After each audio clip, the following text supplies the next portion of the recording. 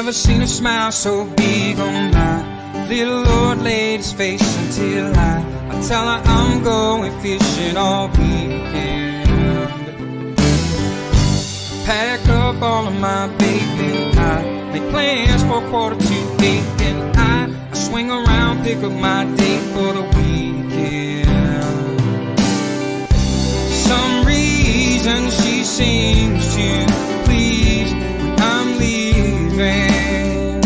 There's something I'm missing when I'm gone fishing.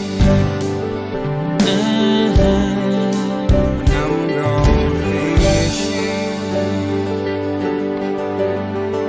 When I'm gone fishing.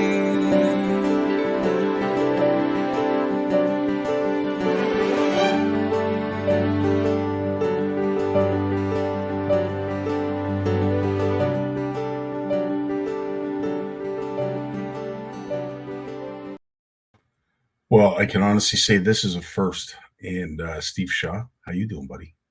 Looks like it's just you and me tonight, bud. Facebook has thrown a wrench into things. It's, I would say blessed chore to be able to get ready every Monday to face our community, see our community, speak to our community. And unfortunately, Facebook is not allowing that to happen tonight. So this is unfortunately on our YouTube channel, as of which right now, currently, we have no one watching. So you get to say whatever you want. You get to post whatever you want in the comments, have at her. No, just kidding. But it is going to be interesting. Folks, we will definitely share the link to our CFN Facebook page tomorrow, if and when Facebook gets up and running again. But this is one way to get to know some of our YouTube channels. This is Scotty's Outdoors YouTube. We do this every Monday with our special guests, Jim McLaughlin, holy smokes, Lawrence Gunther, and of course, Jason Barnucz. These folks are prominent public figures in the angling community. Jim's been around for years. If you don't know Jim McLaughlin, you live in the province of Ontario and like to bass fish, I'm pretty sure you know Jim. Lawrence Gunther, he is someone that dives headfirst into a lot of the political issues surrounding angling and the fish, as a whole. So Lawrence, you'll know from Bluefish Radio and, of course, Feel the Bite. We're honored to have him on every week. And, of course, there's Jason Barnucz, the real angle. He's the science. He's the one that basically tells us when we're not telling it the way it should be, or if we've just blown it all together. But anyway, Jay Barnucz is always our anchor man. He comes on last and usually points us in the right direction if, in fact, we are going the wrong way. So, Madcap Plastics in the house. How you doing, my A-Rod? Yeah, baby. As I said, we've got two of you here watching. We're going to be flipping this over to Facebook when Facebook allows us to, but as it is right now, if you don't know, now you know. Facebook is down. WhatsApp's down. Messenger, I think, is working, but not at full capacity. So anyway, quick announcements. First of all, hope everybody had a great weekend. I really hope you enjoyed that weather this past weekend, whether you were slugging it out in the warmer weather, that hot, humid weather, the wind, and of course, a lot of rain we got as well. And we're supposed to get a lot more this week here in Ontario. But I'll tell you, it has pushed the salmon and trout fishing up when it comes to the calendar. They are starting to run, as Jay will mention on here. They are starting to run, I would say, on par, maybe a little early. Probably early for some species, I would say, right now. But those deluges of rain that we've been getting, unfortunately, the fish, when the door opens, the fish got to go. And the amount of water that's been running through our tributaries recently with all these rain events, holy smokes. It's a wonder they're a little confused and jumping up as quick as Facebook is working. 21 viewers. Wow. So this must be just on YouTube, because all I have is a 3 count. So I apologize for all those, because all I'm seeing is on YouTube. But so anyway, irregardless, we'll switch over and we will share this link to everyone who made a bid and won in the Serena Shaw CFN slush fund. I want to congratulate you. Your names have been posted. Money is starting to come in. As soon as we start to get closer to full payment, we will start introducing you folks over to your respective donors and respective prizes that you've won and get you guys in touch with those generous people that really made this thing fly off the charts. And I just want to let everybody know we managed to raise over $5,000.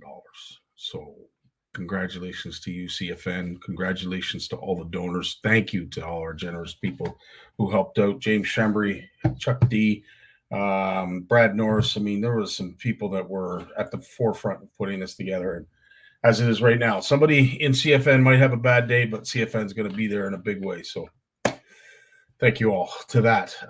Tonight's topic is going to be carp. There is lots of carp fishing available here in the province of Ontario, especially in the southern end. We're going to learn all about that. Jim, we're going to find out, is very quietly been a carp pro for a number of years, and he's going to explain why he's considered such. In the meantime, the CFN Fish Off, we are in our last week of the CFN. It's hard to believe that Labor Day was that far away, and now Thanksgiving is coming up. So we're in our last week, which is just remarkable. But some last-minute entries we're really looking forward to, of course, because now you're going to be able to sandbag with Facebook being down. But yeah, absolutely, it's been a great fall brawl, and hopefully Mike and I can get on here tomorrow and talk a little bit more about that. So stay tuned to that. Before we bring out Big Jim, big shout out to Bernie Schultz, who came on Friday. Hit it out of the park. That was such a great podcast, interview, whatever you want to call it. But we were able to dive into yesteryear, go back in time a little bit. And as I said, if you are interested in any kind of antique lure or bait manufacturer, Bernie's definitely the guy to get in touch with, because he has a passion beyond all passions when it comes to some of the antique lures that are available. Well, without further ado, I don't have much to talk about tonight, so I've taken up as much of your time. I think it's about time we bring in our featured guest, but before we do, let us have a word from our sponsor. And for some reason, I don't know why, but we really like this video. Anyway, we'll see you, Jim, and myself back here right after this.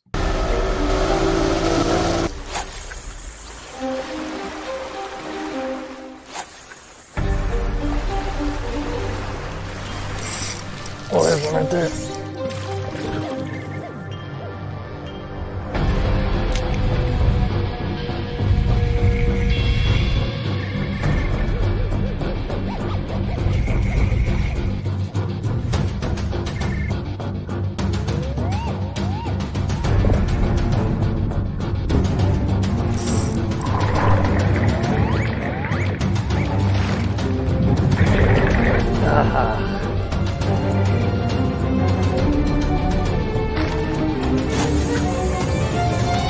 That's a good one too.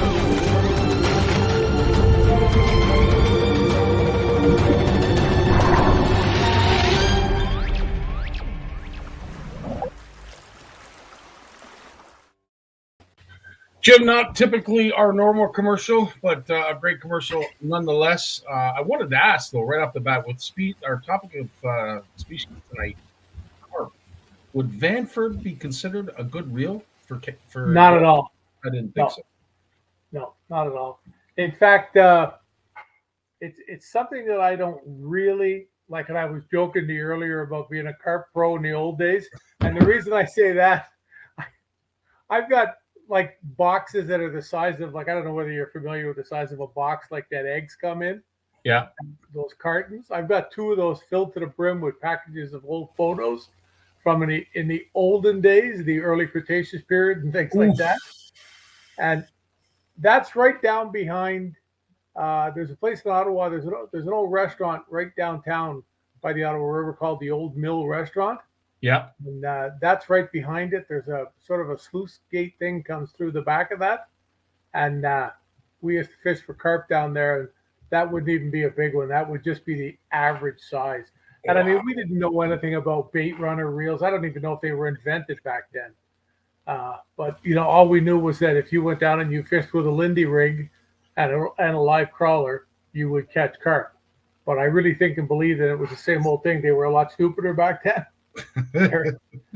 Nobody was targeting them. And, you know, I know some of the places we've gone, it's it was absolutely amazing. And some of the carp that I did catch in the Ottawa River as a youngster, and up till I was about maybe 25, we actually used to fish for them. Now I wasn't into that true baiting method with the with the feeder rigs and all these things. But last week I got out with Luke Northmore, who's a guy from Kingston, and he's an incredible carp angler. And he had Gord Routcliffe and I out, and we went. I love this style of fishing because you can sit on the dock in the chair and chat while you're doing it. And we got a few of them here. Nice. Nothing special, but fish like that, you don't realize how much a carp pulls. Yeah. I bring a lot of guys out there that are bass guys. They smallmouth and everything else. They get a carp on, and like their mouth stretches from here to their ears. They just can't believe how hard and out of control like a 25-pound carp is. Well, and this is the thing, and that's why I asked about the Vanford reel, because at the end of the day, some folks have, I don't want to say it's the misinformed misconception, but it can be somewhat misinformed that you can basically go and target these fish with just about anything. And it's not to say you can't, but to do it effectively and to make sure that, of course, the health of the fish is at paramount. It's better to have those larger reels. It's better to have. And like they have the bait runner features and stuff like that on it too, and they have the features on a spool now where you just have to turn the drag a couple of clicks and it engages it back in. It tightens it up. I haven't looked up on it because it was the first time I actually used that new level. I mean, Shimano. They tried so hard years ago to get carp to really catch on in Ontario. I mean, we had guys that were, like world famous carp guys in the booths at the sports shows. And I don't know, for some reason, the carp just doesn't get respect. But I mean, you look over my shoulder and you see a bass on the wall like that, which is, I don't know, it's 7.5, 8 pounds, something like that. Yeah, sure, that's cool to catch and it's awesome and all that stuff. But when you get a 25-pound carp on your line and you're standing on the dock or you're sitting on the shore and you've got a rod that's so heavy you could swing an 8-pound bass in the boat with it, and it's bent right over, like it's no comparison. But for some reason, it's just now. I mean, a lot of the European guys, I know a lot of Russian guys, man, they're just hyped on carp. I mean, it's a science to them. And when I was out fishing with Luke and Gord, it was really cool because Gord has a real interest in it now. Because he's been out and I only went over for a couple of hours and we caught, I don't know, five or six, and I caught a bullhead. But it was just because I made the comment. I said I'll probably end up catching a catfish or something. First fish for me is a catfish. Wow. You couldn't, and he was like, oh, he's a big one. He had to be like 10 inches long. Wow. But it was a trophy bullhead though. But no, all joking aside, man, like carp just don't get respect. But man, oh man, they are awesome fish. They are. My son's hockey team would always book a tournament in Peterborough, and it was always around the end of September, early October, probably right around Thanksgiving, I would imagine. And I always found that the cottages that we always booked always had folks from overseas, especially Europe, they would come over here and spend an awful lot of money targeting our carp, and a fish that you would consider a bycatch, not something that you would normally target. These folks are spending an awful lot of money coming over here and saying, you have no idea the resource you have in your own backyard. And truth be known, there are some huge fish swimming around the shallows in the Kawarthas, the Ottawa River, Cornwall, St. Lawrence. I mean, there are some. St. Lawrence is like second to none. Yeah. Just like, I mean, when I did all the bass tournaments on the St. Lawrence years ago, it was nothing to go into a cove, or you'd be scrounging around somewhere. You'd be going into a little backwater or a little creek to have a look around, and you would see carp in there. And like, you look down in the water and you look at them and you go, like the smallest fish in that bunch is like 25 pounds. And like there's fish that are 35 pounds there. Like, I mean, obvious, they're like 10 feet away from you in 3 feet of water. They're giant fish. There's no retraction. And then, I know a lot of times they hold, I think they've held that. I'm not sure I'm not sure if it's the World Championship or North American or whatever, but in the St. Lawrence. And the amount of fish that these guys yank out is it's incredible. And they're all giants. Yeah. You're all giants. Like when I was out the other day, Luke caught the smallest carp he caught this year. Wow. It was about probably like 4 pounds. Yeah. And he was shocked. He said, "Whoa, I haven't seen one that small like in a year or two." Interesting. A 4-pounder, you know, Interesting. and it still pulled like heck. And this Oh, is it. Yeah, and you know, you catch a 4-pound carp on 10-pound braid on a spinning rod, it'd be pretty cool, you know. But absolutely. definitely, if you want to try it and you don't have the right stuff, you really need the rigs. The rigs, you know, like they really help. And of course, if you have something along the lines more like a flipping pitching rod, you know, not something ridiculously stiff, but something that's got a bit of backbone to it, and probably at least 20, 30-pound braid. And you get yourself a few of the rigs. You know, there's hair rigs and feeder rigs, and they showed me all the different things. It's really evolved even more than when we did it. You know, another place that has a tremendous amount of carp too is Rice Lake. Yeah. There's a lot of people fish for carp right off the waterfront. At what's that resort there called? Oh, Golden Beach. yeah. Golden Beach. Golden Park, or Golden Beach, I think it is, right? Yeah. Yeah, because that's where Shimano used to hold things there, and of course there's a little lake up in Peterborough there. There's a few key spots there, but we had even talked, because I've seen carp in my backyard here, not a lot of them, but I have seen them on a couple of occasions. And Luke told me, you know, you come up here in the springtime and you start you start feeding them, and they get into a routine. They'll keep coming here if they're getting food. The only problem is in my backyard, when you get 3 inches of yellow scum on top of the water, you couldn't fish for them, so it would make it impossible. But So we were talking about it before we went on live in regards to seasons and what season is more desired for carp anglers than other seasons. I always seem to associate fall for whatever reason. Carp fishing seems to pick up in the fall. A lot of folks would argue that summer and early spring is just as good, if not better. But when it comes to carp fishing, it is a communal type of fishing. I like how you have that individual aspect where it's your little area that you have all your rods and what have you, but there's a lot of carp anglers usually around you, and it's a communal thing. When you talked about them being fed, and I find carp angling much like hunting is, where you are baiting, you're trying to draw them in, and eventually once they're in, you hopefully have a chance to hear a screaming line or a screaming reel or two. However, Jim, can you sight fish for these fish with a fly or anything else? I don't think so. I honestly don't know, Scotty. I mean, like I told you, I know a buddy of mine that was fishing in a tournament in the St. Lawrence, and he came back in early. The wind was incredible, and he tucked in by old Fort Henry somewhere there, and he was just pitching a jig ahead of himself into some milfoil along the edge of the shore. There's a little, the weeds grow in and about 10 feet from the shore, so the shore slants down and the weeds come up like that, and there's a little V in there.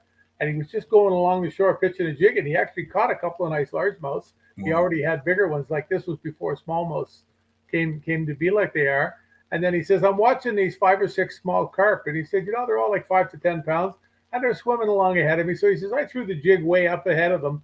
And he said it was so funny because one of those carp turned into a 7-pound largemouth and ate my jig. He didn't realize there was a largemouth swimming with these carp. Wow. They were all together, and he saw the one shoot out of the bunch and grab the jig. It was Don Jones, a guy from Ottawa. Wow. And so there was, the carp showed no interest in the jig. I've caught several really good fish, like 30-pound class type fish out of the Ottawa River many, many years ago on small crayfish-looking type jigs.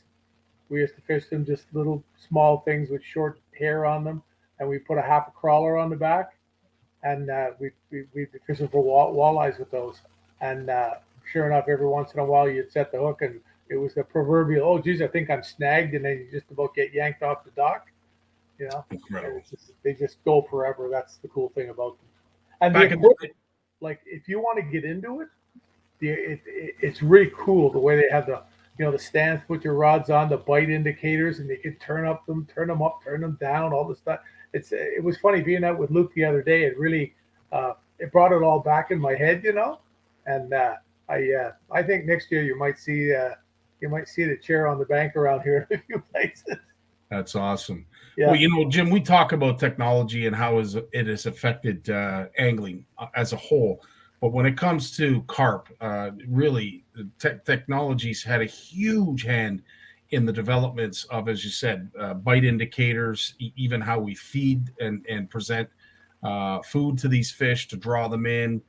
There's a whole, like just a cavalcade of stuff. And you would think it's just a matter of getting, what I would consider a proverbial hydro pole that you could put 50, 80 pound braid on and a fluorocarbon leader and maybe, one of those bait things they have that it just supersedes the hook. But yeah, there is a lot to it. And I'm not giving its full respect to anglers who do spend a lot of time and money gathering the right tools of the trade. But as I said, it's a type of fishing that if you haven't done it, I highly recommend doing it, and you'll understand why we're spending time tonight talking about it. Because once you hook these things, as Jim just mentioned, it doesn't matter if it's 4 pounds or 40 pounds.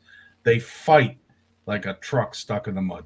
They're gone. Yeah, it's really cool to watch when the rods are sitting there, and you hear the little beep, beep, beep, beep, and all of a sudden the rod will move a little bit, and then they realize something's up, and they're gone. And it's just really, really cool to watch the antics of them sometimes. I remember when we were at Golden Beach with Shimano once, and they had like 10 or 15 big dealers there from all over Ontario for a couple of days, and introducing them to carp fishing and everything. And with the bait runner reels, obviously there's a switch at the back of the reel that you disengage, and it allows the spool to drag to be set on light, and it just pulls it out until when you flip that switch, it puts it back in gear, so to speak. And somebody forgot to flick the switch off. Ooh. And we saw one of those rods. Literally, I don't think it went off the bank there, out of the holder, and I don't think it touched the water for 10 feet before it got into the water, and it was just gone like a bullet. Just gone. You just saw it ripping across and deeper and gone. And we had just caught some carp that were, no giants, but 20, 25 pound fish. But where else can you go catch a 20, 25 pound fish almost any day? And this is just it, Jim. Like the lure of catching a fish that size and having to fight a fish that size. Really, it's a wonder that not more people are doing it, to be quite honest with you.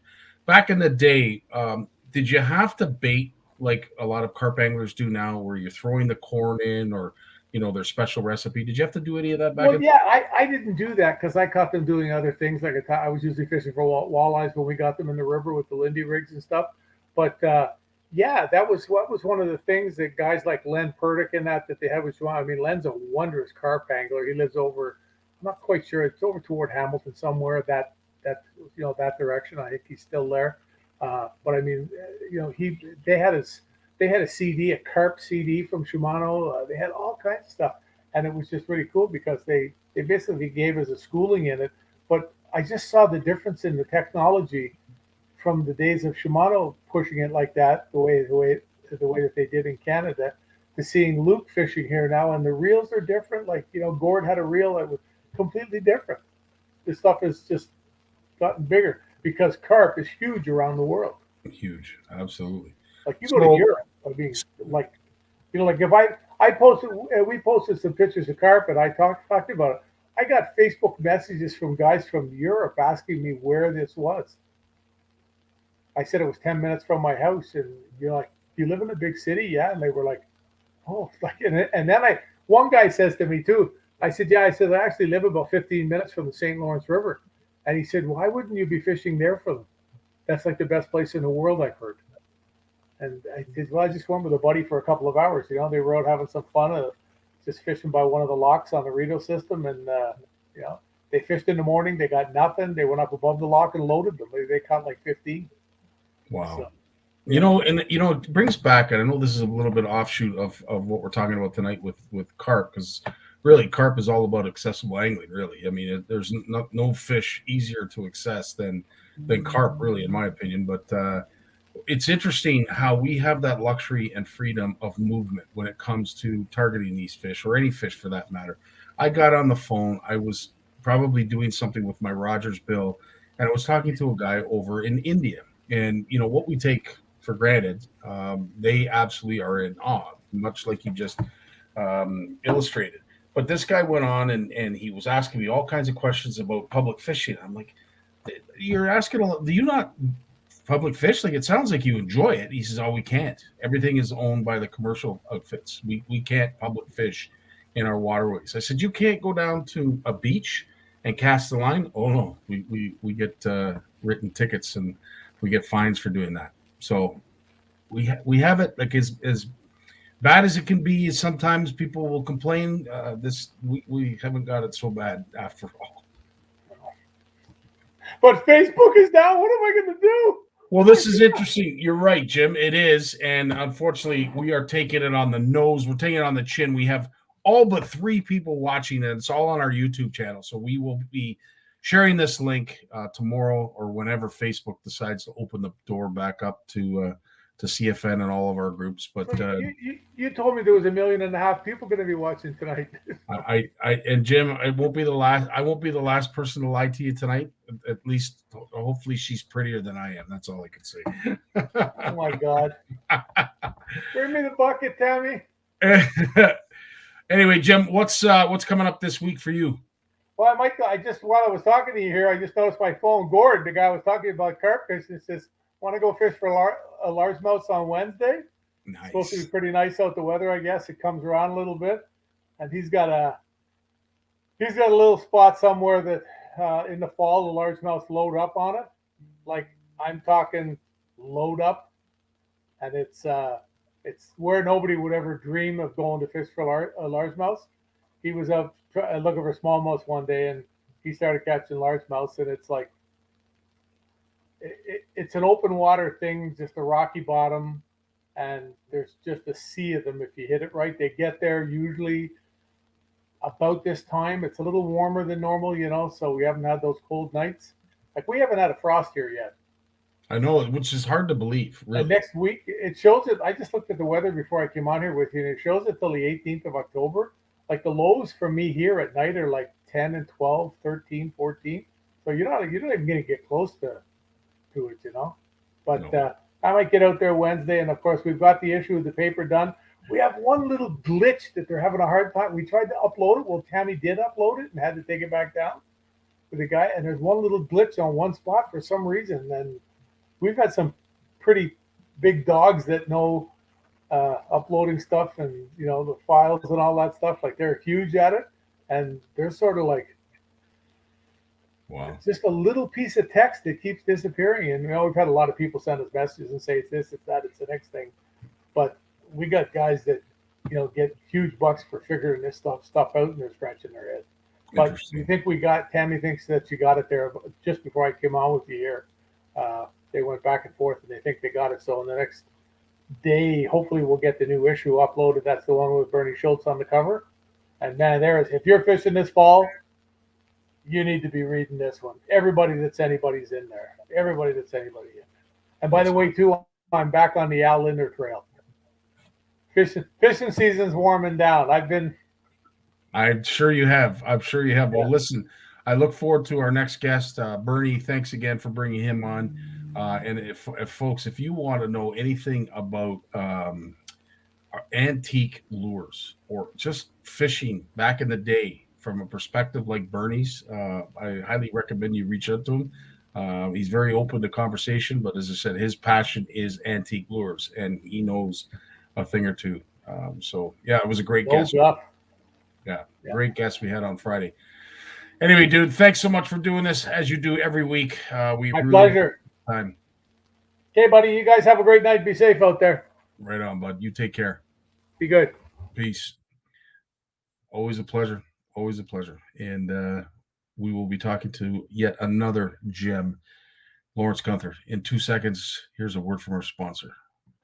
When it comes to Canadian food, we've got your back with flavors like lemon pepper, beer batter, campfire barbecue, lemon pepper dill, garlic butter and chives, and crispy Cajun. We've got a mix for every meal. Whether you're serving East Coast shrimp, West Coast salmon, succulent walleye, chicken wings, or veggies, we've got you covered. Coat your food in outdoor flavors. Available online or at these fine retailers. There he is, Lawrence Gunther. How you doing tonight, my friend? I'm doing well, man. I'm doing well. Better than Mark Zuckerberg was Well, yes, Mark's probably, well, he has assistants to pull out his hair. He doesn't have to do it himself anymore. But needless to say, yes, I'm sure he is. Yeah. It's nothing like he's never dealt with before when it comes to Facebook, and it's like anything else. We have to adapt and move on. The show must go on, Lawrence, as they say. Sir. You are someone who loves carp fishing, and I can understand. It's an easy fish to target for someone like yourself who does have a vision disability. Obviously, there's lots of bells and whistles that come with carp angling, so Literally. you kind of know when the fish is on. How much carp fishing have you done yourself? I started 15 years ago, seriously. And there was a gentleman from England. He owns the third largest fishing tackle shop in London, England, and the UK, actually. And he bought a motel in Longzhou along the St. Lawrence River. Yeah. And he renovated the whole thing. He made one of the rooms into a little tackle shop. And him and his wife would come over here for 6 months every summer and just basically take people from the UK carp fishing. So the people who come in from the UK, they'd pick them up at the airport, put them up in the motel, and then he just took them carp fishing. He had them all set up, and he taught us how to, he brought the gear in. He brought all the carp gear into his little tackle shop there in along the St. Lawrence. So over the years, we got well set up. And actually, I put up a website years ago, and it's still a very popular website. It's OntarioCarpFishing.com. And Jeff Vaughn wrote a bunch of the how-to articles. Like if you want to know how to fish carp, the gear, the rigs, the rods, the reels, the food, the hooks, all of it, he's got all those articles are there on OntarioCarpFishing.com, and very simple to do. And but I started doing that, and still have all my gears. I have to tell you, Scotty, carp are not a well appreciated fish in Canada, that's for sure. Big Jim's totally right. Like Shimano was taking a big run at it. They brought in a lot of gear. They sell carp fishing gears are number one selling gear in Europe. Carp fishing, that's what they sell. Right. Tons of rods, tons of reels. Yeah, we don't get it. We don't get that here in Canada. It's, and truly, if you have never fished in Europe or have spoken to anglers from Europe, you'll understand that you're missing out when it comes to their passion, when it comes to that fish, because it just, it's busting at the seams, and they can't get enough carp. But I will say this, for someone that is in your position, that has the disability that you have, what is probably one of the most important technological advances when it comes to carp fishing that you couldn't do without? It's the bite alarm, right? So, you can hold your rod and you can just pay attention and hold your line and feel for that bite. And I do that quite often. I'll just hold the rod and I'll just say, what does it feel like? Because I always hear it, because you set your rod in a rod holder, and it holds the butt at one end and the tip at the other end, 3 or 4 feet up from the handle. And then right there, your main stripper guide, there's a sort of a bite alarm. So when the line passes over the wheel, it tells you there's a bite. So you have like Jim says, you have your bait, your drag set really light, so the line can come off the reel, no resistance. And that little wheel triggers a little alarm to tell you when you've got a bite. So how's it work is you've got a 3 or 4 or 5 ounce sinker. That's why you need the heavy rods, because you're casting a 5 ounce sinker, and that pins it to the bottom so the current can't take it. And you're casting out 100 feet. And then about 6 to 8 inches from the sinker is a hook. And the hook is just tied. There's nothing on the hook, but your tag end coming off that hook has a small loop. And then you pass that loop through some jumbo corn or a boilie. It's like boilie's like a marble made out of breadcrumbs, and it's all packed down into a round ball, and it's flavored in different ways. And you put those on the loop on your tag end, and you hold them on the tag end. So that lies on the bottom next to your sinker. Carp comes along, they're bottom feeders. They pick up, they smell that boilie or that giant jumbo corn. They suck it in. They feel the metal hook, they spit it out, because that's what they're always doing. They're washing their food with their mouth, inhaling, exhaling with the water pressure. So they blow it out, and then they say, "Oh, yeah, there's it." So they pick it up again, and they blow it out, and then they can do that 3 or 4 or 5 times, and at some point when they blow it out, that hook will get stuck in their lip. Just prick their lip a bit, enough to make them jump back. And when they jump back, that 5-ounce sinker sets the hook for you. And that's when they take off, because now they've got a 5-ounce sinker hanging from their face and that hook penetrating their lip, and they run for it. And then that's when the beeper goes, and your line is just peeling off. So I'm using a 14,000 size spinning reel. It holds 350 yards of 100-pound Power Pro, 350 yards. Wow. And occasionally you lose it all. Like some of these fish, you cannot stop. In the St. Lawrence River, they get up to 60, 70 pounds. And you when you get one that big, and it's rare, you cannot stop them with your fishing rod. They just swim away and all your line's gone. But 40, 50-pound fish, you can stop. It might take you 300 yards of line to stop them, but eventually you can. But if you're not going down there with 300 yards of line, and the reason I'm using 80 to 100-pound Power Pros because of the zebra mussels, right? So, you don't want to break off. It's not like they're going to snap the line on you because you got the drag, but it's the zebra mussels. When they go around a corner or they go down into a trench and your line's dragging on the bottom, and they go around a corner and your line's dragging on a rock, those zebra mussels are really sharp. So you need something that's going to withstand that torture. But they can really peel off a lot of line. They're amazing, but as much as the big ones run, the little ones fight. So the young bucks, the young males are 10 to 15 pounds, and they fight like ferocious. They fight like smallmouth, back and forth and zipping this way and that way and twirling and twisting. And you think, wow, that's such a big fish that's fighting so hard. And then you pull it in, it's like a 10-pound carp. They go, wow, oh my goodness. And then you get those 30-pounders on, and it's just a freight train. 100%. I have said, or I've had folks tell me that they fight like an ex-girlfriend. They fight like a truck stuck in the mud. I'm like, yeah, I've heard all of the metaphors associated with them, but they are an awful lot of fun, and they are a fish of patience because you could be sitting there for a very, very long time. But speaking of that, very interesting, because I'm sure it's a lot like those who like the smoked meat, the concoction that's put together. I'm sure there's all kinds of old wives' tale stuff that goes back many centuries on what they put in their mix, what they add to draw fish in, what they use as their bait. See them, with the whatever it is, like a slingshot. And they're casting out all kinds of corn. I've heard varying degrees that corn isn't always the best. There's other things that you should be using, but I bet you that ball of temptation that they put together in their hands and very close to the hook, there is quite the ingredient book that's associated with all of those baits. Oh yeah, it goes on and on. And the corn you need to soak. And you need to soak it for at least a week so it gets good and soft and a little bit smelly, because you can't just put fresh corn. They don't smell it. They need to smell, and they need to come. I tell you, years ago, I said to my wife, let's go to the United States and camp there on the St. Lawrence River on the American side. And I knew of a couple campsites at the state park where they were right on the shore.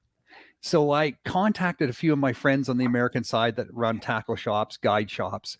And I said, hey, I'm coming down. I'm going to be staying at this campsite numbers, at the campground there. And they know it.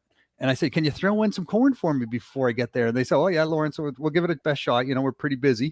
And I said, okay, I better call the other guy, because if they're not going to do it, the other guy should do it. So I called the other guy, and same thing. And he said, yeah, I'll do my best. So I go down there, stop at the first guy, and he goes, yeah, I put 5 gallons out there yesterday, and I was just out there again, and I put another 5 gallons of corn, right? And then I get out there, we park the trailer, and there's a boat out there. My wife says, oh, there's a boat out there. He's dumping a big bucket of corn in the water. And it's the other guy. And he goes, Lawrence, he said, I just dumped another 5 gallons, and I put in 5 gallons 2 days ago. So now I've got 20 gallons of corn that's been put in this spot over the last 3 days. I could not keep a line in the water. Like the fish were boiling. My wife's looking out and they're just boiling on the surface. Big fish, water's boiling. I threw my line out. It doesn't even hit the bottom, and bam, it's off. Oh my God. Interesting. Now, is there ever a time where too much is too much? Like, can you Spring, you only want to put maybe a handful, a dozen kernels, because it's cold water. Their metabolism isn't up. So if you overfeed them, they can eat 5-6 pieces of corn. They're done. They're done for the day. They're leaving. They're going to go digest somewhere. So you definitely can overfeed in the spring. And when the water's cold, 50 to 60 degrees, it's just a little bit. You just want to whet their appetite, leave them wanting more. But at this time of year, you can't overfeed them. And when, you got to imagine, these are schools of carp, that are 1,000 in number.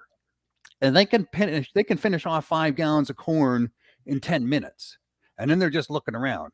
They get very competitive. So you need to be feeding all the time at this time of year. Every 5-10 minutes, you're slingshotting, corn out there, or boilies, or you're using a spot. It's kind of like a big cup on the end of your fishing line. You throw that out and it dumps it out on your spot.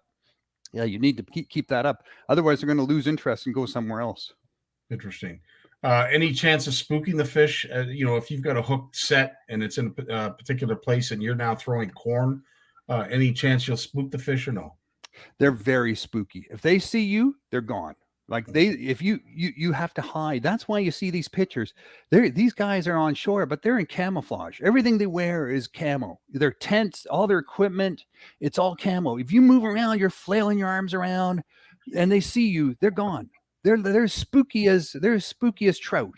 These fish, they remember what it's like to go in shallow water and be picked off by cormorants and other birds. So yeah, they're not they're very spooky fish. But I have to say, Scotty, like I go down the St. Lawrence River, and I know hunting fish with a bow, right? You have the fishing reel on the bow, and you tie the line to the end of your arrow. And you drive around and you shoot fish with it. And people strap step ladders to the fronts of their boat, and they stand on the step ladder and they move around and they shoot these fish. I find dead carp just so washed up on the shore with holes in them all the time. And you wonder why do people do that? Like, why do they just drive around in a boat? And it's against the law, because if you shoot a fish with a bow, you're expected to keep that fish. Now, you can use it for fertilizer. You can feed your dog with it. You can feed your cat. You can eat it yourself, but you're not allowed just to kill it and throw it back. That's considered illegal. But people do fish, not just carp. With all fish. Yeah, that's all fish, and yet it's tolerated. Like, no one cracks down on these guys, and they have tournaments, on bow fishing, and they're just out there just killing fish for the hell of it. And just kicking them off, kicking them off their arrow and over the side of the boat and keep going. And they just do that all day. And the British people cry. Man, they hate that. I mean, the British people put neosporin on the hook wounds, right? They get the fish out. They have little yoga mats they lay the fish on when they're unhooking them. And, they treat them like angels. And in the East European guys, they line them all up on shore because they're taking them all home to eat. They love to eat them, and so there's all sorts of people who fish for them, and I'm thinking, fill your boots, whatever it is. Look, you're not going to run out of fish on the St. Lawrence River. There's enough of them out there. There's more than enough to go around for everybody, and that's the same for Lake Ontario and many places. And you mentioned about the bow and arrow. It has certainly taken on, I would say, its own new era of fishing. It's been around forever, but I'd like to say that there seems to be a movement towards this style of fishing. It's not something that I would enjoy myself, and I'm certainly not going to steer people away, yay or nay, whether you agree with it or not agree with it. I do see your point in regards to damaging fish that will eventually die. That's not us taking very good care of the resource. So yeah, it's definitely something that I wouldn't do just because it's not my nature. I couldn't do that too. Well, you wouldn't get very far if you did it on bass or walleye Yeah. or salmon or pike or muskie, you know, people would not take it too kindly, right? Yeah. But carp, it just shows you where carp are on the hierarchy in terms of, you know, they're considered coarse fish, right? They're considered, you know, right up there with suckers and chubs and, you know, below catfish. So yeah, they don't have a high reputation. That's why all the big tackle guys and the tackle shops, they got rid of their carp gear. You couldn't sell it, you couldn't give it away. You know, people just didn't want to do it. Now, Fish in Canada bought the Canadian Carp Cup, you know, and they own that tournament now. And that's a highly successful tournament. Try to get a spot in that tournament as an angler. Good luck to you. You got to wait for one of the other anglers to die, I think, or something. And then the winners get to go to Europe and fish the tournament over there. So I'm fished carp tournaments. It's a lot of fun. You know, you can fish normally, like, you start on a Friday night, you stop on a Sunday at noon, and then they just look at your total amount of weight, the number of fish and the total weight of the fish. It's because you can catch a fish every 15 minutes here on the St. Lawrence. My buddy, he caught 81 fish in one day. 81. Incredible. And of course, you know, nine times out of 10, it's a catch and release fishery. The thing that amazes me is you can fish for these fish all day and all night. With the strike alerts that they have. Literally, and as I said, we would rent this cottage for the tournament, and it wouldn't matter if it was 11 o'clock at night or 4 in the morning. I don't know what we were doing up at 4 in the morning, but that's another story. But they would literally come running out of the cabins at 4 in the morning when the strike alert would come off. It was incredible. And as I said, their passion for carp angling supersedes mine, that's for sure. But it was cool to watch nonetheless. But you know, if you want to do something with your family, and the kids can kick a ball around and throw a frisbee, and you can have a picnic lunch, and you don't need a boat, it's a great way to spend time on the shore, out of the city, with your family.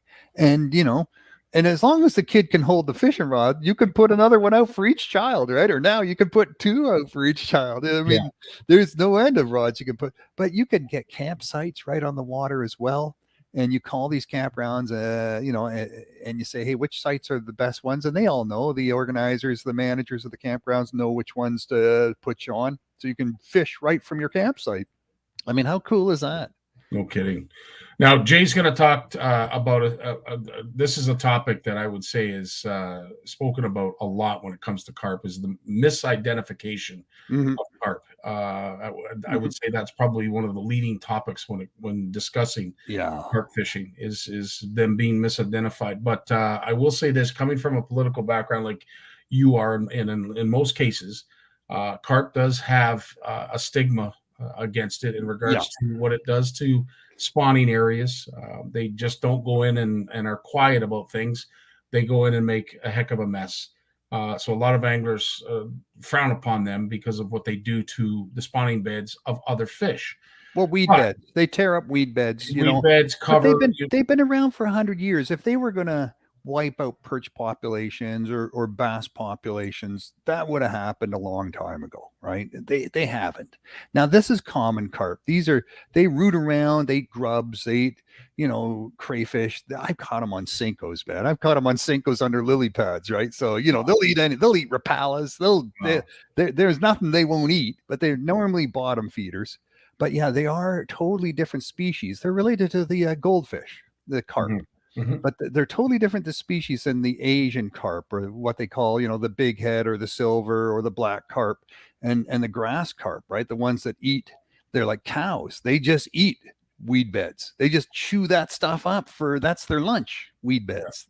So yeah, those fish are problematic. In regards to the Asian carp, which of course is the one that we're all dreading here in the Great Lakes, that we're going to soon see show up in large numbers. And I mean, anybody who's been on YouTube has seen some of the videos that are associated with these fish. They can downright kill you. I mean, break somebody's neck, do some they hit you. If you run into them. But when it comes to our infrastructure, where do we sit in regards to protecting ourselves against Asian carp? And has that promised money that was discussed a few months back, is that going to have a huge effect on upgrading some of this infrastructure? Well, there was a lot of money promised by the past administration, the Trump administration, just in the last year when he was in power. So that money is being spent by the Army Corps engineers on the American side to keep carp from entering through Chicago, through the canals in Chicago from the Mississippi watershed and getting into the Great Lakes. And they're putting aerators and bubblers and electric fences and sound deterrents and all sorts of equipment there to keep the fish out. Whether or not that works, it's hard to say. Jason will have more on that. But I just did hear a presentation from some of Jason's colleagues, some of his DFO colleagues on grass carp getting into the Great Lakes. And they say that's probably about 5 years away. And that's going to be a big change for the Great Lakes because, like I said, these are the cows of the ecosystem, right? They just, that's all they eat is just weeds. That's what they eat. And then you take the weed beds out and you lose all that habitat for the small bait fish and never mind muskie and pike and bass. So yeah, that's going to be a game changer. Well, it's always nice to hear that from you and everything else that you bring to us as well, Lawrence.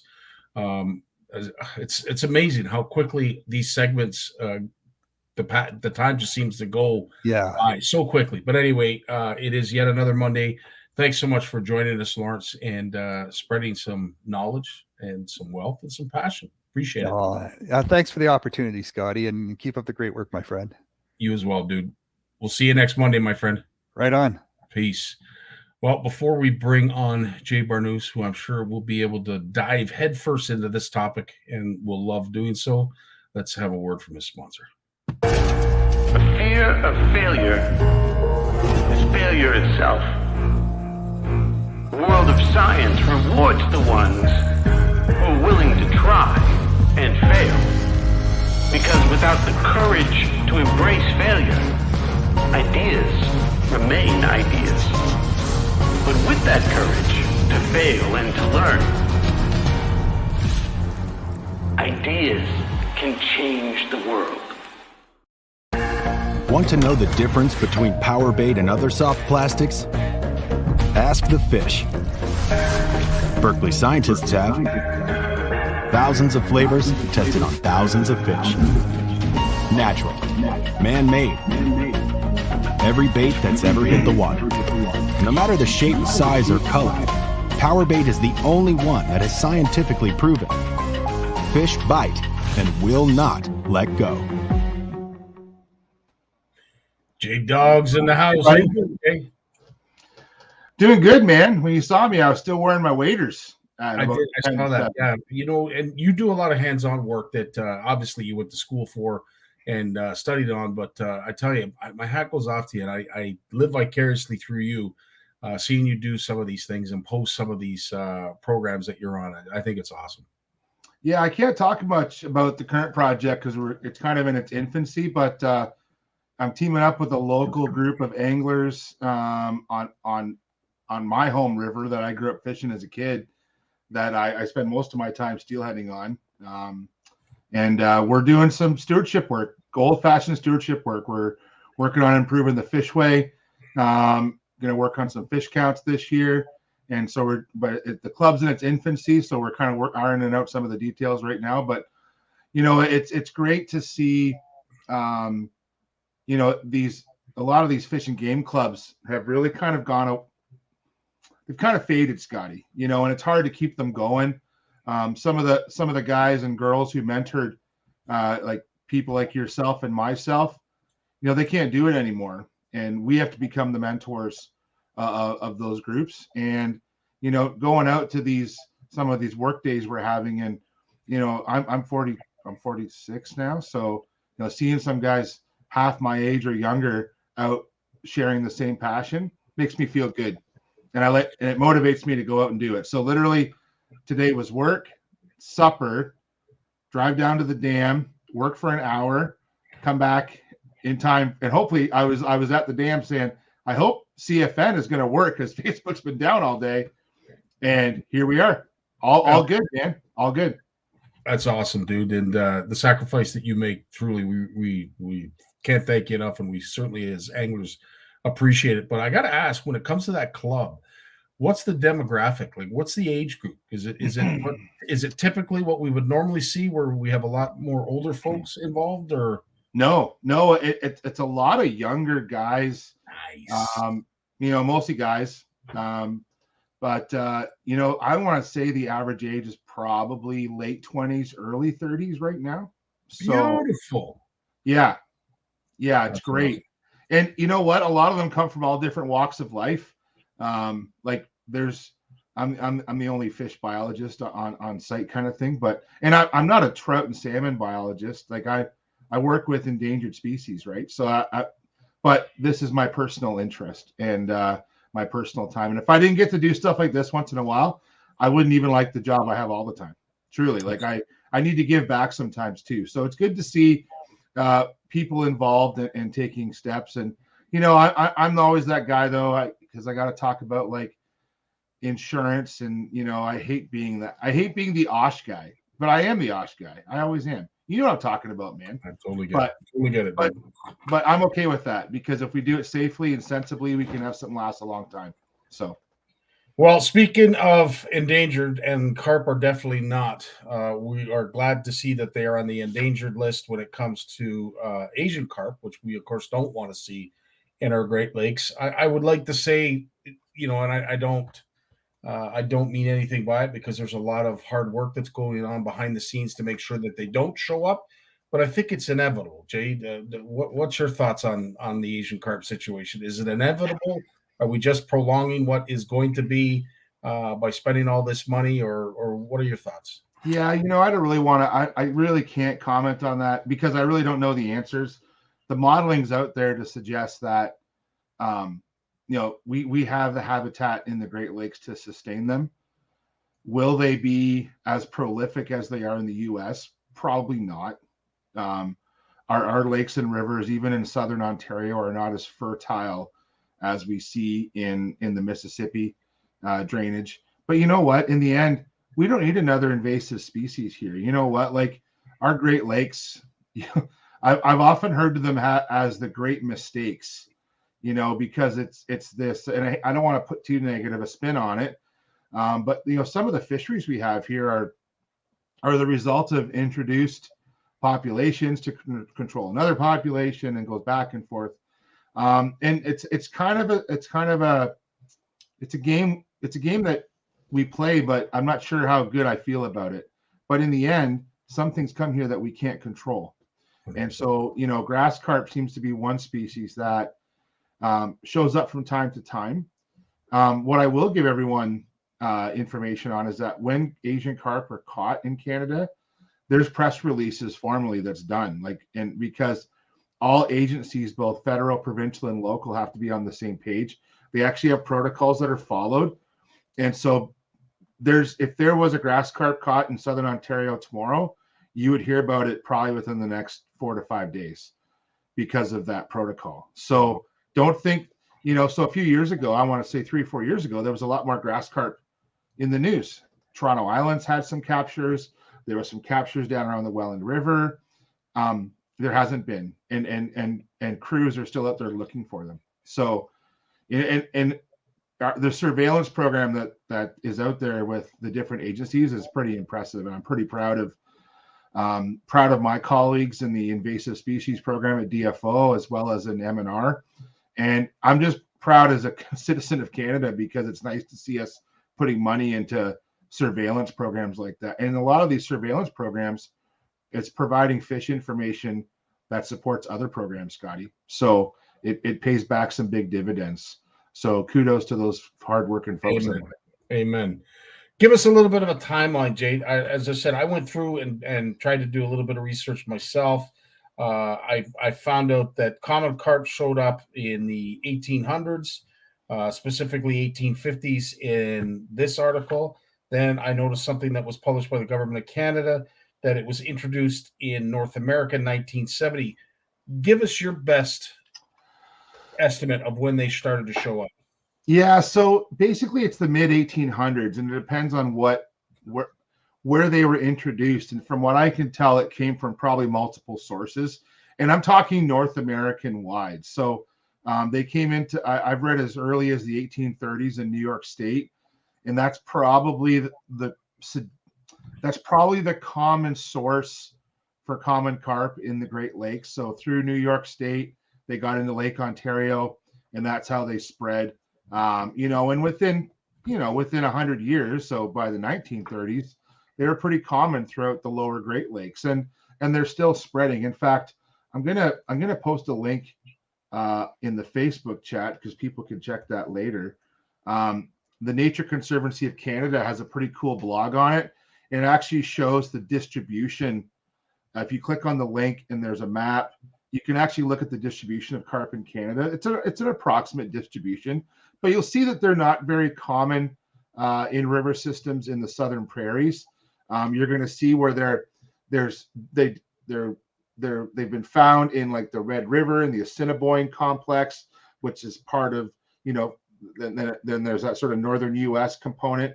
And then as you travel further to the east, basically you're in the Great Lakes Basin, right? So all those superior drainages, and then you get down into Michigan, Huron, on Lake Erie and Lake Ontario, all the way out to the Maritimes. And then there are common carp in southern BC, both on the island and the mainland have common carp.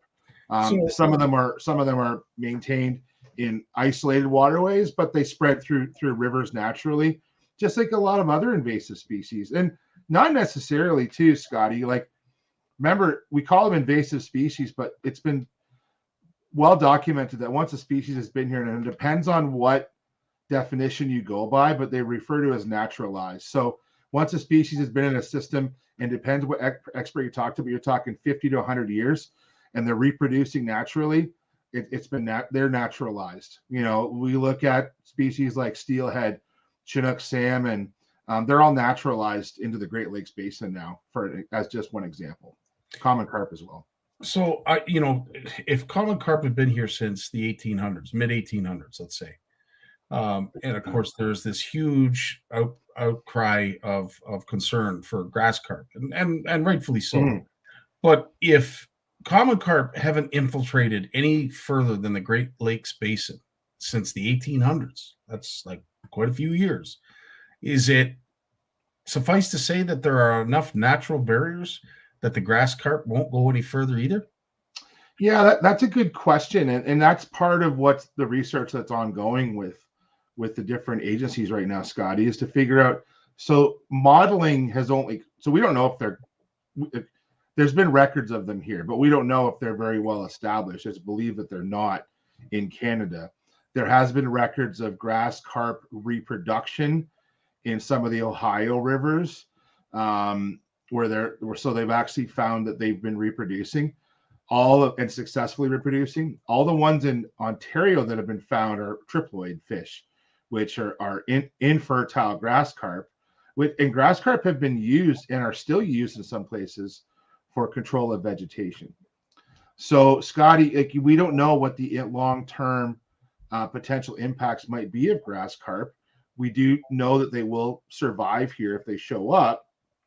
Where will the impacts be? Well, grass carp are unique because they eat grass. Okay, so they eat vegetation, so aquatic macrophytes.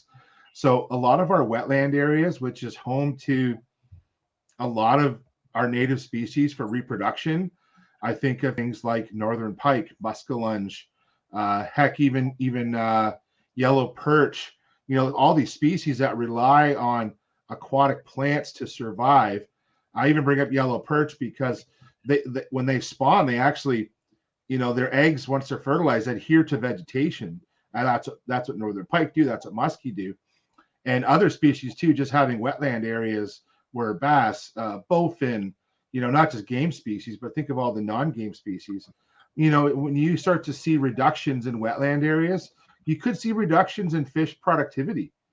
And this has happened with common carp in some areas. And Coots Paradise in Hamilton Harbor is a good example where a large Lake Ontario embayment, it has its other challenges. There's some pollution issues there as well. But common carp have really done a number on that wetland, and where they've uprooted a lot of the vegetation.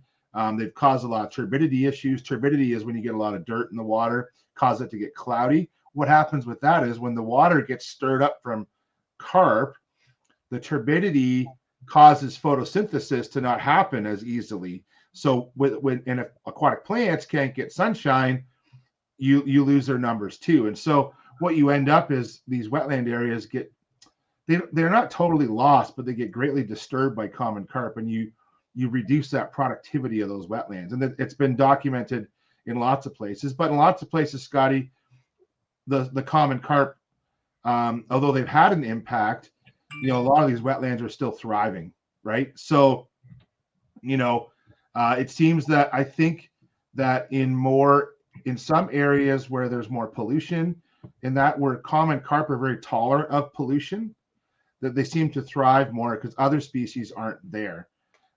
So they're doing pretty good, common carp, and grass carp will probably survive. Now, bighead and silver carp have not been seen in Canada. There's been a couple of random records of them, likely, caught from commercial anglers. Might have been releases off a fish truck or something.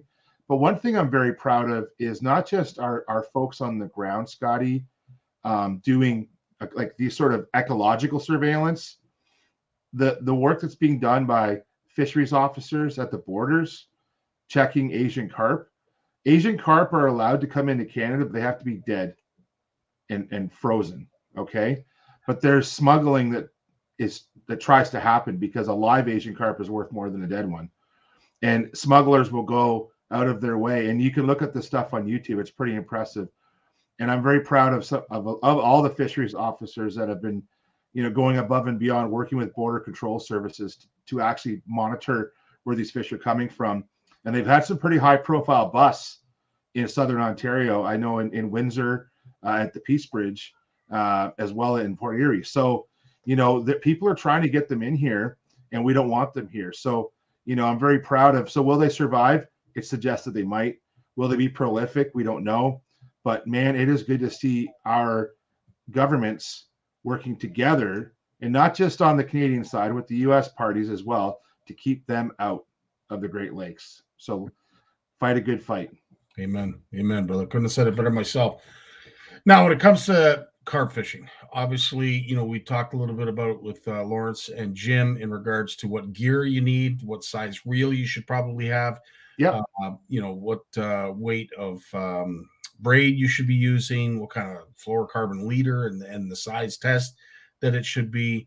That could be easily debated, and I'm sure a lot of people have their own feel good setups and confidence issues with certain things that they tie themselves. First things first, I have to ask: circle hook or offset hook for carp? So I've been using circle hooks, and actually, this year for the fish off, Scotty, I am not a carp angler. I've caught carp incidentally, but Trevor challenged me to try carp fishing, like actually try real carp fishing. So I'm going to show you guys. This is actually from my CFN kit bag. Those are actually hair rigs, and I'll pull one out. So we found a YouTube video on how to tie hair rigs. So there's a swivel. Yeah. There's a length of braid, probably about a foot, maybe 14 inches. And then there's that circle hook. Gotcha. Yeah. There. And there's that loop that's tied there. So you can see in the back, there we go. There's that little loop. So that's what we thread with a needle. We thread the corn onto there. And you can put about 3 kernels of corn on there. And to peg it, we actually just used a small chunk of a toothpick and just held it on. And that's how we caught our carp for the fish off this year. Like Trevor and I sat down here at the fishing desk, tied some hair rigs, put them in my little leader wallet. And I've talked about these little wallets before. And by the way, like you don't have to buy this one, but we get these on just on Amazon, and they come with a whole bunch of these leader there's little Ziploc bags inside that's all kind of folded up. So for steelheading, catfishing, carp fishing, man, if you just have to pre-tie some leaders, if you want to do worm harnesses, little leader wallets are just handy. So I have a bunch of leader wallets for different species now. So yeah, we just used the hair rig. We tied that to, we didn't use fluorocarbon. That's a straight braid. That's what was recommended. Tied that, we had a 40-pound main line We actually just used a sliding egg sinker. We didn't get into some of the specialty carp sinkers, and this is the rod we use, man, right here. It's a Penn spin fisher, but we talked about that bait runner. It actually has a bait runner feature on it, which basically cuts your drag down in half, and then to engage the reel, you just turn the handle, and it kicks back. This is a 9-foot. It's actually a catfish rod, Scotty. So it's 9 foot, medium heavy. It's a pool cue. I won't lie. But it's pretty much matches up with a lot of the carp rods out there. When you're talking 10, 11 foot, it's only a 9, but that's the carp rod that we've been using. And they will pull every inch of that. Some of the carp we caught were only probably around 10 pounds. And boy, I couldn't imagine catching a 20-pound carp. It would be a lot of fun. So we'll do more carp fishing coming up next season for sure. That's awesome. We learned this year. So just in case anybody didn't understand how you thread on the corn, so basically you have a tagline. It's got a knot in it. You thread your line through the needle, and you poke the needle through the corn, and you put roughly 3 kernels. Yeah. So I'm going to show you here with this is actually kind of how this will work, and I'm going to try and demonstrate this. So that's a crochet hook. Okay. I actually use the same crochet hooks that I would use for putting my creek candy beads on, Scotty, when we're talking about threading. Okay. Okay. See how I've got that loop? I've caught it with the crochet hook. So what I would do in this case is I would actually thread 3 or 4 kernels of corn. 3 or 4 kernels of corn onto that crochet hook. Then I would hook the loop. There. Now I have that hooked. Then I would push the kernels of corn up onto that loop. And then I would just put a little toothpick on the end and snug that up so they won't slide off. So what happens is a carp, this is on the bottom. Okay. Let's pretend that's on the bottom of the lake. Okay. That carp comes along and it just picks up it feels tastes the corn, and it'll actually suck up the hook into its mouth. Gotcha. That's it. And yeah, just I'm going to tell you right now. I use Randy's. You go to Creek Candy Bead Company. Randy's going to give me crap for talking about carp fishing with his beads, but it works. His bead threading tools are great because the ones that he has, I don't have one. Hold on, let me just grab one. I'm going to show you. Where are we here? And I would imagine, Jay, that a boilie would be threaded on just the same as it is. Yeah. So a boilie works the same way, but what you have to do is you have to drill a hole into the boilie. So, man, carp fishing tools are so cool. Okay, so imagine this. So I'm going to show you this little. That's the actual Creek Candy crochet hook, and you can see the little hook there. Okay. So you do the same thing, but with carp kits, you can get different tools. So one tool will have a little hook on it. The other tool in the kit will have it looks like a little drill bit. Okay. So you will take your hard boilie. You actually would drill a hole into it. Okay. Then you would take this little crochet hook through the hole you just made, hook that hair rig like I just showed you, slide the boilie on, and then peg it. That's it. So when you go carp fishing, you need all these little tools. I haven't done the boilies yet. Like I know friends that have, and I've talked about how to get the tools and different tools to use. But just using my little Creek Candy hooks, I was able to rig up hair rigs. And that's how, yeah, the carp we entered this year for the fish off was off hair rigs that we tied ourselves on YouTube, which I shared in the comments earlier tonight on Facebook. So if you're on Facebook, I'm assuming the hardest part about that setup is tying your hook to your line, and you would prefer a snelled hook or? Yeah, so it's actually super easy. So it's actually just it's actually just a snelled knot with a large tag end, and then you're just making a little loop with like a little slip knot. It's super easy to tie. It's honestly, when I looked it up, I was so shocked on how easy it was. And I tie snell knots all the time. So when I do a lot of, like, for all my steelhead fishing, I'm always using a snell, even on the smallest hooks, like a size, probably the smallest I can stand these days is probably with these meat sticks, probably like a size 10 is about as small as I want to go.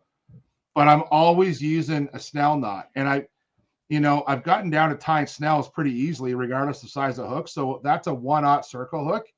So that was just about perfect for carp fishing, and it worked out really well. So it's just basically a snell knot with an extra tag end.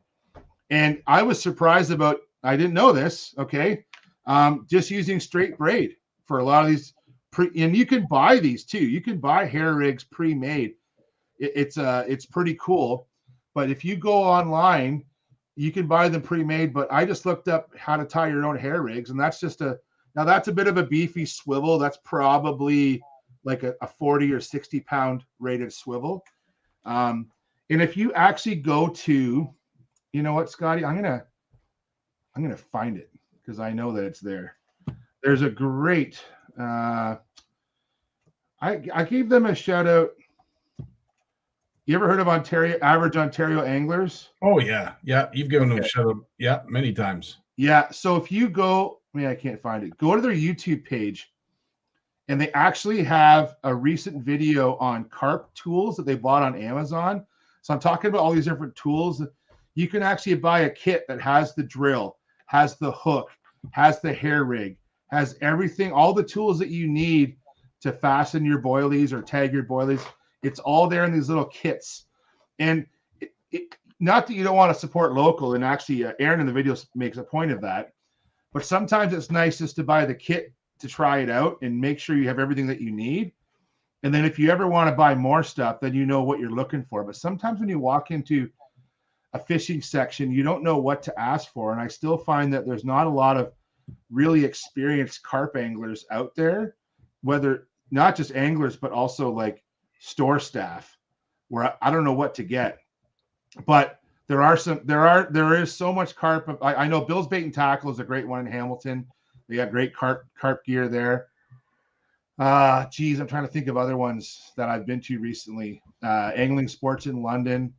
But most of them have it now, but you just have to ask.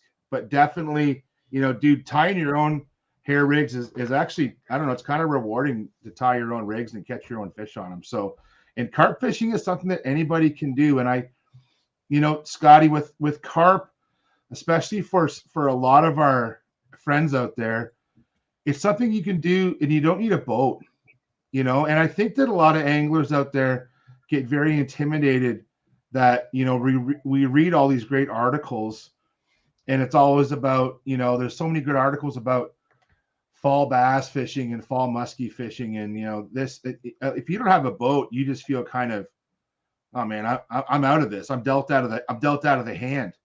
But you're not.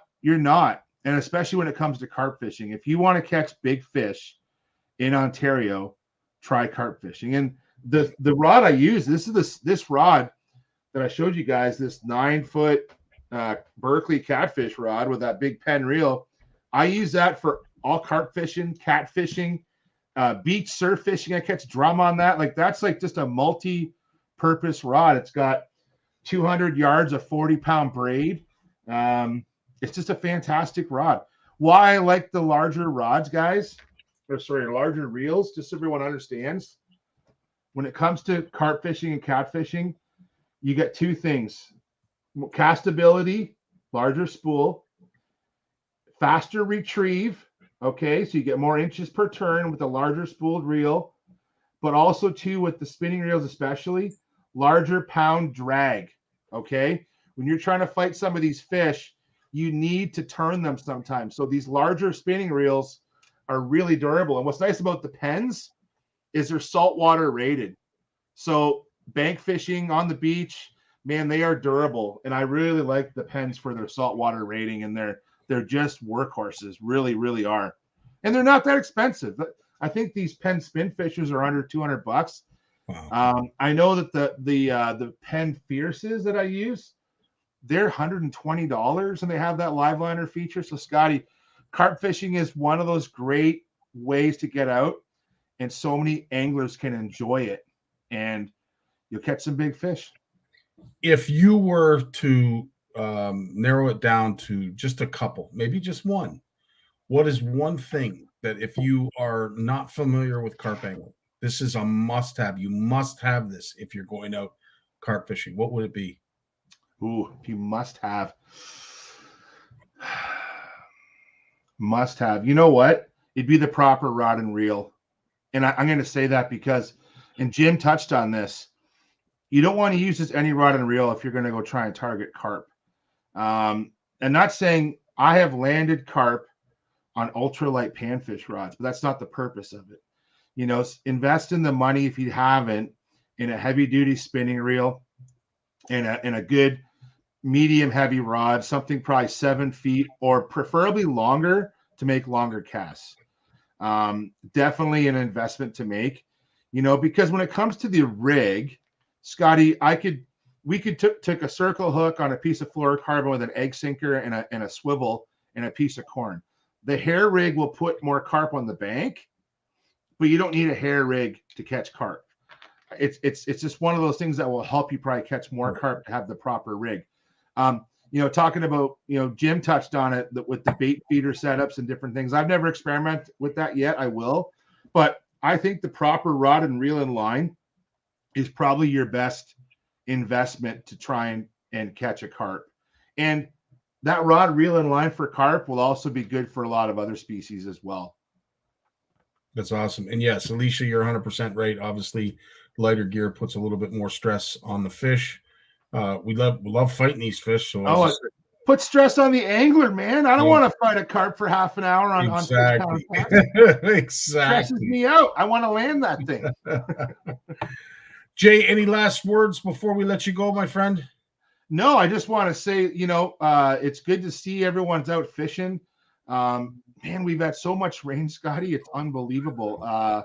You know, but, you know, let's just remember, you know, take care of our resources, everybody. Like, you know, I see everyone's out trying to do a little bit of salmon and trout fishing right now.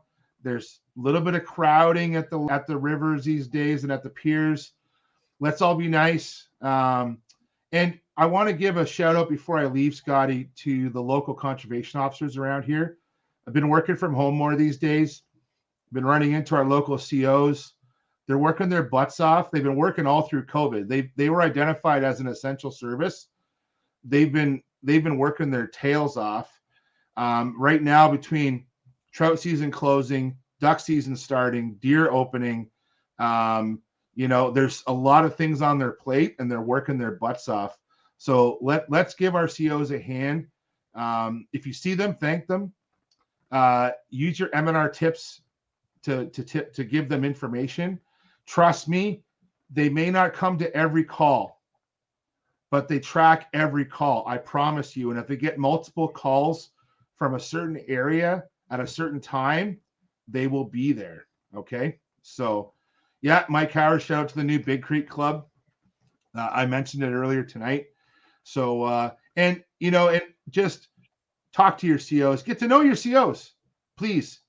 Shout out to Kyle. He may not read and watch the show, but shout out to Kyle, the local CO. He's a good dude.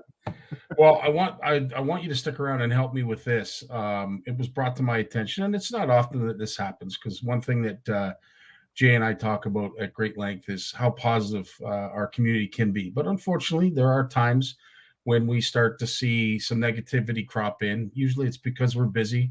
The CFN Fall Brawl has kept us very, very busy. The fundraiser and the slush fund that was associated with it has kept us equally as busy. But when I get messages, and it's not all the time, it's once in a blue moon, where someone has had to take down a post because they felt that they were berated on how they handled those fish. I just want to keep in mind, I want everyone to keep in mind, at the end of the day, this is an educational platform. Don't hesitate to reach out and point people in the right way. But if you already know them from social media and Facebook, I bet you they already know how to handle fish. Not everybody's an expert. Not everybody's a professional at it. A subtle hint, some good constructive criticism, it can help depending on how it's presented.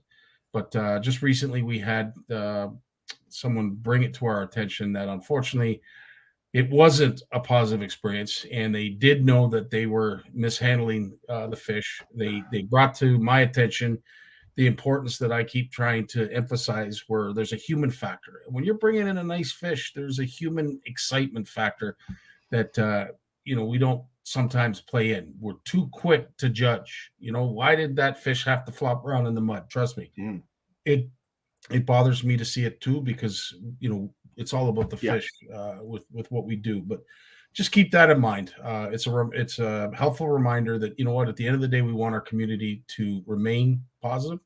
And if you do see something that you don't like, don't reach out necessarily in public. Do so in private, and it will be received, trust me, a lot better. I agree, Scotty. I think that there's too many people out there that are too quick to judge. I think that when anglers, let's use anglers as an example, when you were angling within the rules, within the regulations of angling, you've done nothing wrong. You're being judged sometimes by other people that may feel that you've made a wrong choice. I saw a post this week where a guy kept 5 smallmouth bass from a lake in Algonquin Park in a pail, put a picture up of it. People didn't like it, but he did nothing wrong. Everybody, like, he's within his rights. If you don't want to see a pail of dead bass, keep scrolling. He may not like the fact that you kept, Scotty, he may not like the fact that you kept a bunch of walleye and cleaned them up. That's your choice. Like, you're within your right to do that. And I shouldn't even say right, it's your privilege to be able to fish. And I say that because it is a privilege. We heard about Lawrence talk about this. It's a privilege for us to fish in Canada. I know we could argue about rights and privileges, but I'm going to tell you right now, I feel privileged to be able to fish the way that we do where we live. And let's just be nice to each other. Just be kind to each other, and let's stop judging each other on how they do things. If they're doing nothing illegal, but do it in private. Like, Scotty, I'm going to share this is very short. When you hear people go on Facebook about their trip to Tim Hortons and they bitch about how someone burned their bagel and they got pissed off about the bagel, pardon my French. Like, do you need to share that on Facebook? Can you just keep that to yourself? Why don't you just go back? I don't do that. If why would you do that? So if you don't like what someone's doing, private message them, tell them what they're doing, what you feels, and they might just tell you where to go and how to get there. That's fine. But you made yourself feel better, but don't call them out. And and to be honest, the ones who are doing the calling out, they're the problem, not the ones, not the act itself. It's the follow-up and the judgment that follows. That's the issue. And for the most part, I'll be honest with you, it has been, at least in my experience with CFN, the act itself, because you don't see a lot of folks lash out or offer up criticism right away. I'd like to think that we all know better when it comes to fish flopping around. Of course, we don't want that, especially if we're releasing them. But as I said, sometimes mistakes happen. Sometimes the net isn't where it's supposed to be. You're surrounded by concrete. Like, it is what it is. I totally understand that. But as I said, for the rest of us who are watching it, if we have problems with it, reach out in private, or just don't watch it all. Yeah, and no one's gonna, when it comes to CFNers, and let's say we're talking about video submissions, Scotty. Okay, so sometimes the pike dies or the bass dies. People didn't mean it to happen, and they explain that in their video. And if they think, I'll call myself out.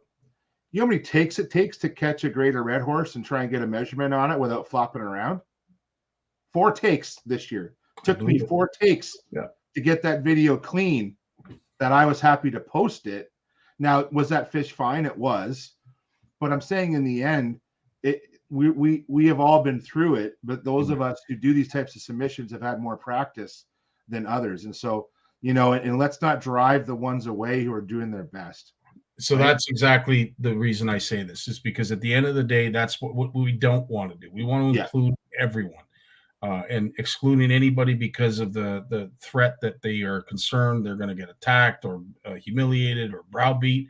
is definitely not the message we want to be sending out. So thanks for bringing that up, Jay, because that's exactly it. At the end of the day, we want everybody to feel welcome. And if they are making a mistake, they have the ability and decency to reach out and say, what did I do wrong? Yeah. But, let's give them that. Let's not jump all over them, and make sure that we're educating as opposed to humiliating. Well, Jay, listen, dude, we've kept you on here long enough. The other two are going to complain because I've left you here so long. But as always, dude, you bring just a plethora of stuff, as the other two do as well. And we are blessed to have you on every Monday. Thanks, guys. Listen, have a great holiday weekend. Thanksgiving's coming up. Spend some time with family if you can. And let's be thankful. Go fishing. We'll talk to you guys next week. Right on, brother. All right. And that is it. I do see that Facebook did chime in. So I do believe we're on both platforms, both YouTube and Facebook. For everyone who stuck it out, thanks so much for joining us. Lloyd, appreciate the positive words there. We try to bring educational stuff to you each and every week. If you do have questions that perhaps were not asked or even answered during the broadcast, make sure you add them in the comments, because our featured guests have a habit of going through and making sure that your questions are answered. In the meantime, I wish you all a great week. We will be reaching out to all the donors, winners of the slush funds, so keep that in mind. Thanks for everyone who has paid so far. Still looking for some money from a few others, but as I said, we are patient here at CFN, and we look forward to putting together a fund that is going to help somebody in a really big way. So thanks to everyone. Thanks, Steve, for doing what you do behind the scenes. All you CFNers who join us each Monday, sacrifice a little bit of your time just to say hello. It really means a lot. Love you all. Take care. Enjoy your week. Stay safe. And if you are catching a fish, catch your limit and limit your catch. But practice catch and release every chance you get.